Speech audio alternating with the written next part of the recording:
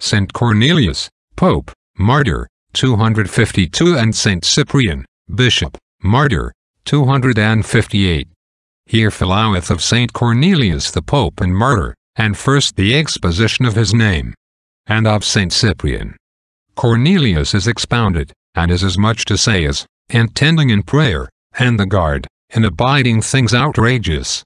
Or Cornelius is said of Cornu, which is as much to say as strong, and of Leos, that is people, that is the strength of people. Cyprian is said of Cyprus, that tincture, and Anna, that is high. Then Cyprian is as much to say as tincture of height, for he had tincture of the grace, sovereign, and of virtues. Or Cyprian is said of Cyprus, that is to say heaviness or heritage, for he had heaviness of his sins and heritage of the heavenly joys. Of St. Cornelius and St. Cyprian. St. Cornelius succeeded to Fabian in the papacy, and was sent in exile of Decius Caesar, and his clerks with him.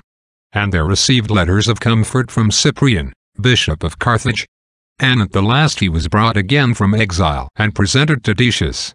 And when he saw him fast in the faith, he commanded that he should be beaten with plummets of lead, and that he should be brought to the temple of Mars for to do sacrifice, or else to have his head smitten off. And as he was led, a knight prayed him that he would return to his house because of Celestia his wife, which had lain sick 5 years of the palsy. And she was healed by his prayers, and 21 knights with her believed in God, and were all brought to the temple of Mars by the commandment of Decius. And all they spit against it and were all martyred with Cornelius. And they suffered death about the year of our Lord 253. And Cyprian, Bishop of Carthage, was present in the same city, and was brought to Patronus the consul, and when he could not turn him in no wise from the faith of Christ, he sent him in exile.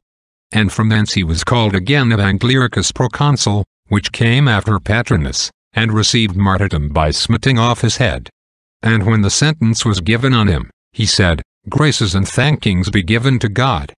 And when he came to the place of his martyrdom he commanded his servants to give to him that should smite off his head 25 pieces of gold. And then he took a linen cloth and bound his eyes with his own hands, and thus he received the crown of martyrdom, the year of our Lord 256.